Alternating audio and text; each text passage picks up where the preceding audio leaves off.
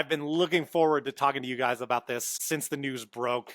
What we're going to do first is play a little true or false. We're all going to give our answers. We'll throw to Justin, then we'll throw to Alan, and then I'll agree or disagree one way or the other with you guys. First one, Justin, true or false, this is the biggest trade in NBA history. When people were saying that, I was like, it seems a little bit hyperbole. But then talking to other experts, other players, I can't think of a bigger trade. And especially around the trade deadline, I can't really think of a bigger trade than what transpired this weekend. Alan, what do you think? It's definitely the most shocking trade I've ever heard of. So, and I think because nobody knew, right? And there's a lot of recency bias, I think, going on right now. There are other trades that were huge, but we knew about them in advance because there was a disgruntled player or there was tensions between the player and the front office. But, I mean, you've got a pre-prime MVP caliber player traded who just went to the finals. So, yeah, I think it probably is. The only trade that I think could have beaten this is the one that didn't happen. That was the Hakeem Olajuwon for Scottie Pippen trade in 93 or whatever, 92. Yeah. In thinking about this, I think the way I would frame it, think at least by face value in the moment, this is the biggest trade in NBA history. This one, you only have to say the word if you want. The Lakers won this trade, Justin. True or false? I'm going to be long-winded. It depends. I think if we're talking about the future of the franchise long-term, I think easily the Lakers won this trade. If we're talking short-term, I think it's kind of a question mark right now. Just in terms of, I think we have to validate the concerns of Luka and LeBron playing together. I think it'll work, but just to automatically assume that they're going to be title contenders, I'm not really buying that. And with the Mavericks, I think it can go either way. I mean, Anthony Davis has been playing pretty consistently in terms of not getting hurt. But in the past, he has been shown to be susceptible to injuries. I mean, who knows what's going to happen, after the All-Star break? We don't know. If he gets hurt, he's out for the rest of the season. All of a sudden, this is a disastrous trade for the Mavericks, and you're questioning his long-term future, in Dallas. I think the sure thing in terms of the future, the Lakers won this trade. Everything else, I think, is incomplete. On your thoughts, true or false? True. They're set up for the future. They've got their post-LeBron plan. That's all they wanted. They're not going anywhere this year, and I think they know that. Yep, I'm with you there. Third question here. This trade is good for the NBA at large. True or false, Justin? Yes, true. Got the most attention, most social media buzz. No one's talking about the Super Bowl. Everybody's talking about this trade. So easily, true. Alan, do you agree? I disagree. I say false. I think I see where you're coming from, Justin, but I think small market teams once again are getting robbed by the West Coast and East Coast teams, and I think it's a shame. Yeah, I agree with both of you here, and it's kind of how you both outlined there. It's how you frame good for the NBA, which you could take to mean a lot of things. All right, this one I wanted to get a little more specific because a lot of the buzz around this is that the Mavs want to win now, and this is a move to win now. So I want to look at this season. And my true or false to you, Justin, the Mavs will be better than the Lakers in this current season. And let's define that as from this moment forward, they will have a better record than the Lakers to finish out this season. It's hard to say. I'm not sold on Anthony Davis's health. I'm not. And honestly, even last year, Alan, what you said about kind of the Mavericks and what other people said about the Mavericks, I kind of think last year was kind of a fluke. I do. Things kind of broke their way. And I don't see them as a, stable franchise that's going to be winning a lot. I just think a lot of things just broke in the right direction. And I would put, the Nuggets and the Thunder at least in terms of roadblocks ahead of them. So it's tough. So if their records are 0-0 right now. Yeah, who has more wins? Who has more wins? If we're starting this as the start of the season, do you think the Mavs will have more than the Lakers? True or false? Man, I think it's false. I don't buy it. I really don't. They're the AC. I think the Lakers are going to have more wins. I do, with LeBron. All right. Alan, what do you think? Oh, it's false. I agree. I mean, hold on to your hats because these are about to be the Mavericks of the 80s and 90s. Uh, Oh no. so I'm so sorry for all the Mavericks fans out there. I lived in Dallas for a while, and I think, you all deserve so much better. I don't, the Lakers, I think, will be fine. I think they'll plug in a hole here pretty soon in the next couple of days. Uh, I think the Mavericks, I, I mean, their starting lineup tonight is just laughably not good. I mean, number one in the West, they're going to be lucky if they're not number four in their division. I have Memphis, Houston, and San Antonio finishing with better records than the Mavericks now. So, yeah, false. Interesting. I'm gonna go true on this one, and let's make a note and see and come back because I'll be interested see how this plays out. It could go horribly wrong. There's no doubt about that. All right. True or false? This trade is good for Luka Doncic. Justin, go for it. I would say short term, it's bad. I think if you watch him in the press conference with Rob Pelinka, it's clearly he was caught off guard by this.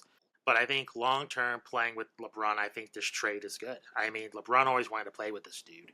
So to me, having a mentor like LeBron James, he can't really get better than that. So I think in the long term, especially being the centerpiece of the most glamorous franchise in all of basketball, I think it's good for Luka. What do you think? Trade is good for Luka? True or false? False. Financially, he's taken a huge hit, missing out on the Supermax contract.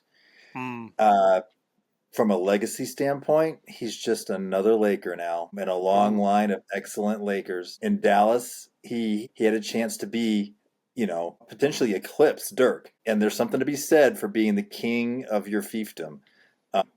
So I think he's going to miss out on that and just be another nomad who ended up with the Lakers. Wow, that's a great point. I didn't think of from that angle. My answer would be true just simply because I see this guy as something that needs to light a fire under him, like especially when we talk about the reports of conditioning and things like that. And I just picture him thinking about the Mavericks franchise and not believing in him. And that could be the thing to take him to beyond just putting up numbers that are impressive, but actually being a killer in the playoffs and those types of things that we look for. I took it from that angle, but I love your point about being just another Laker there, Alan. That's well said. Moving right along, this trade is good for AD.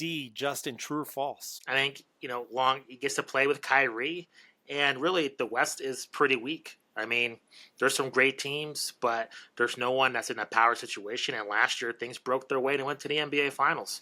I mean, you never know. So I think short term, it's probably good for AD. Long term, I think it depends on his health, and that goes for any team he's on. So I think basically it breaks even no matter what team he's on. So I would say it's probably good for AD. And what do you think?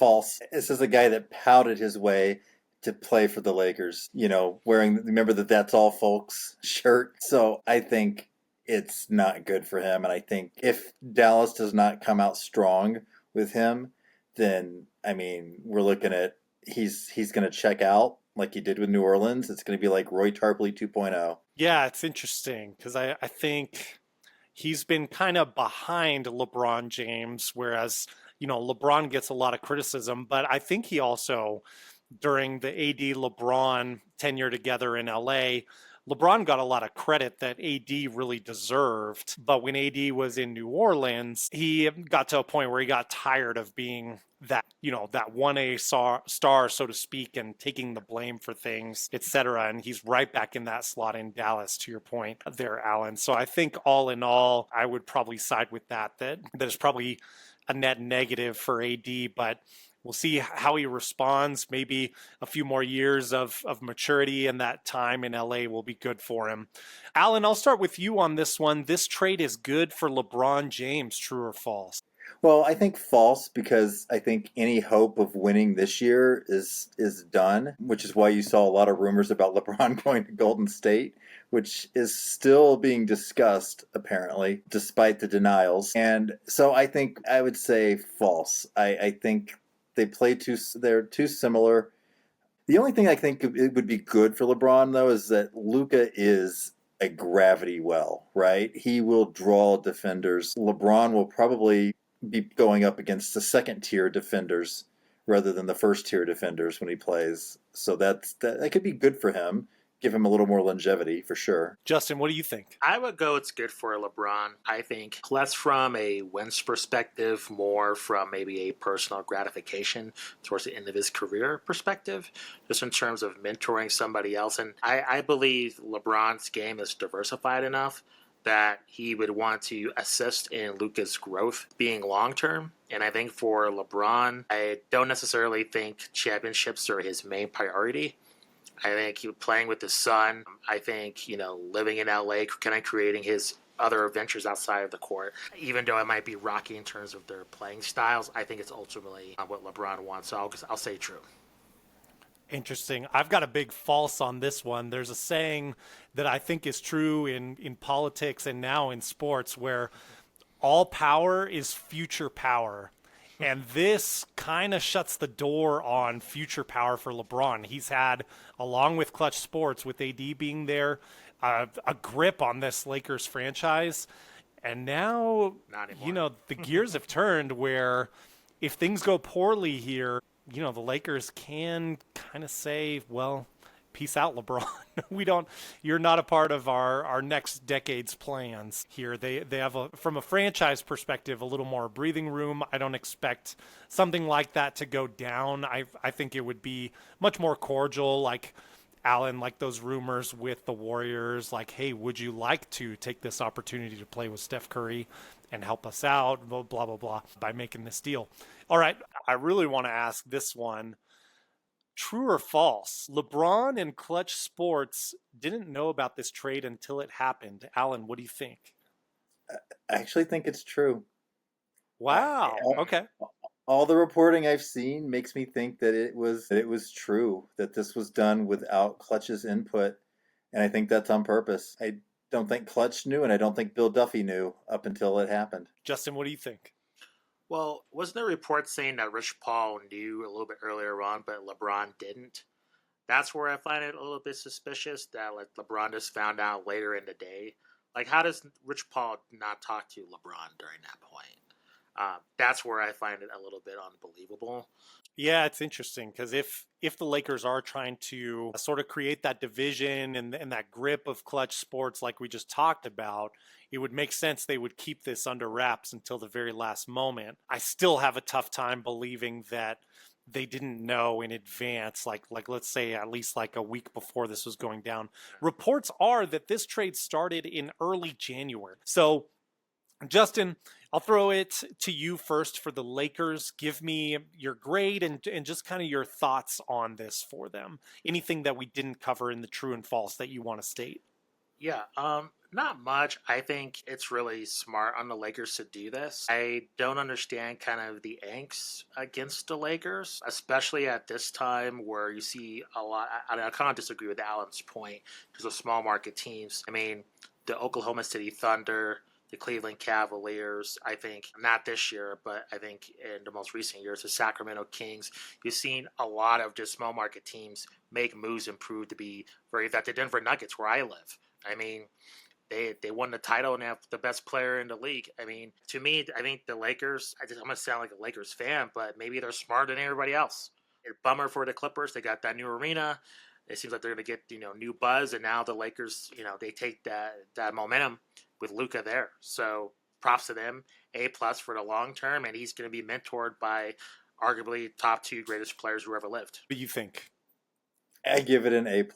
They've set themselves up for the post-LeBron future. The tricky part's going to be building around him, something that Pelinka's not really shown he can do yet. That'll be interesting to see if he can put the right pieces around Luka over the next 5 years or so. Yeah, and you look at what happened after the Lakers won that title in 2020, it really kind of looked like a lot of incompetence from the front office side. And I would argue that the Lakers are not one of the higher end franchises run in terms of competence. I mean, you can even look back in the Kobe years after Shaq left and how that franchise was managed for a little while there until they get lucky and get, pennies on the dollar for Pau Gasol to come to their franchise. They get essentially gifted Pau Gasol, and this feels to me like another gift. Like we mentioned, I mean, kudos to Rob Pelinka. given those struggles they had after 2020. I mean, this certainly saves him for a little while longer, buys him some more goodwill, at least as much as you can get in the NBA front office world.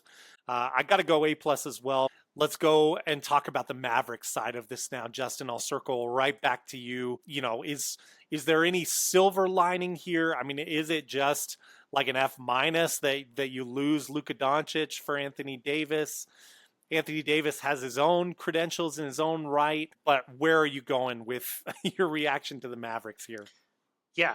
Before I give my grade, I want to go through some tweets that might be relevant to this conversation. So the first one is the Mavericks. Apparently, they're not done.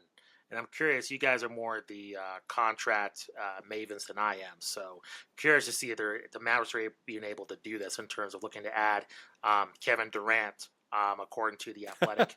So that's something to keep an eye out for. Another thing is looks like the Mavericks have offered refunds for the remaining home games this season to fans who have canceled their season ticket plans. Those are valued around $2,000. That's from Front Office Sports. Scrolling down here, again, offering refunds for Mavericks fans. Mark Cuban. That's one of the first people that popped in my mind when this went down. It's just, what does Mark Cuban think about this? He confirms that he was not informed about the Doncic deal.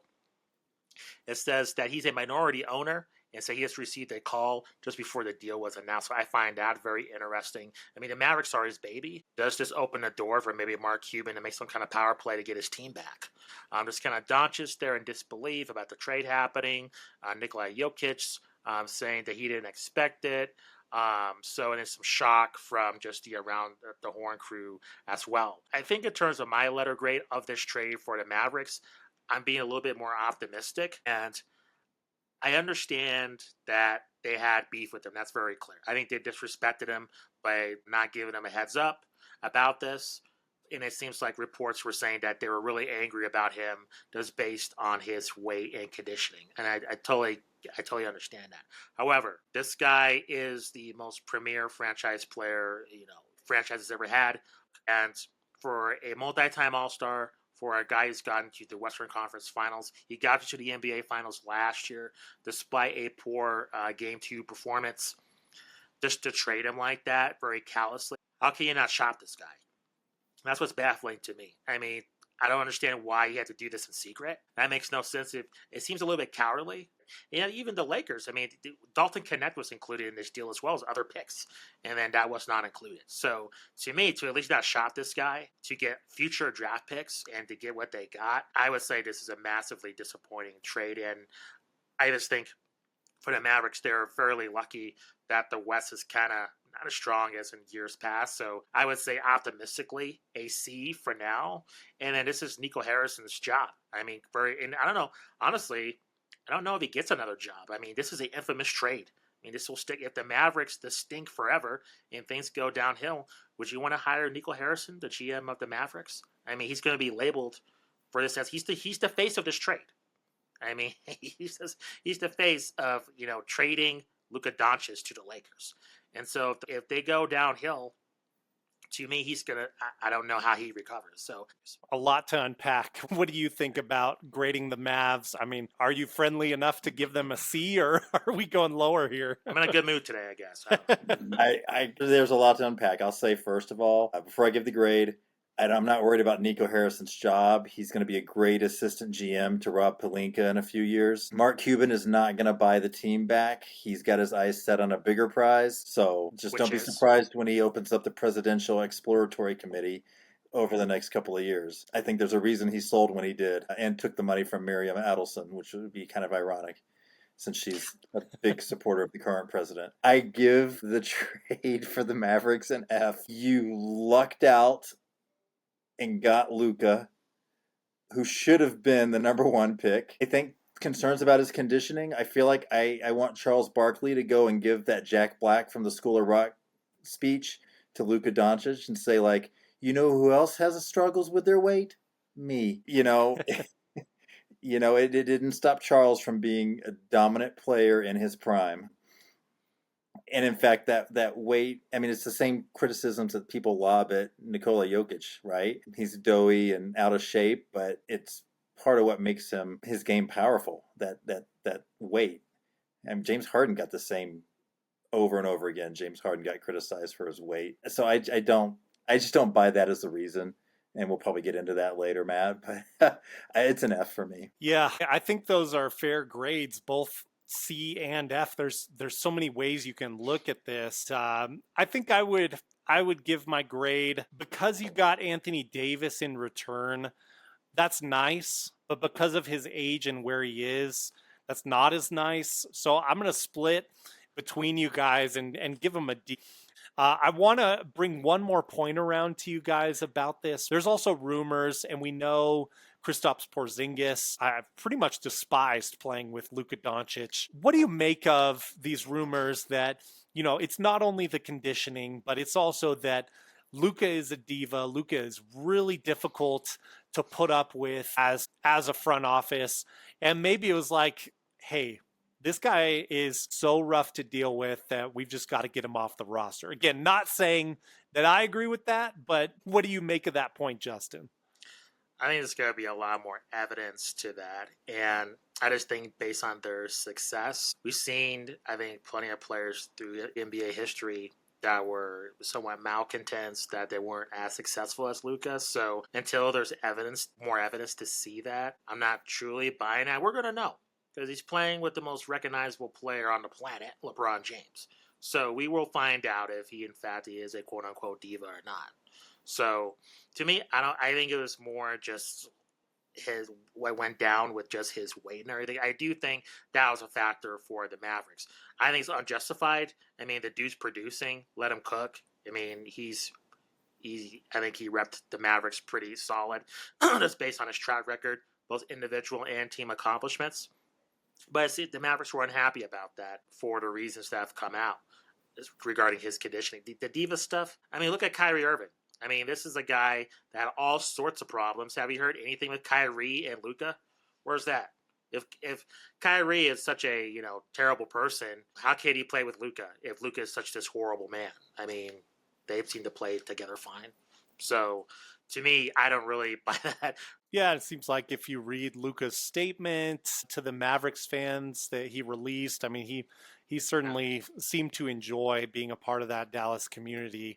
So at least on that side, like a PR side, he's handled that well. Alan, what are your thoughts on, if he is a diva, if he is a lot to handle? I mean, is there a line that can be crossed that justifies this? I mean, first of all, I think any superstar in the NBA has got a bunch of diva in them. I mean, you can go through LeBron James's passive-aggressive actions over the course of 20-plus years. You've always got players who get that reputation for some reason. I mean, Karl Anthony Towns is a perfect example of that, right? He was, blamed for some of the stuff in Minnesota, and of course they can't survive without him. Some players just don't get along, or they get along until they don't. And Kristaps and Luka didn't get along, and that'll happen. Sometimes it's, Luka being a young guy, it can be a thing where he has a chance to grow a little bit and at least learn to,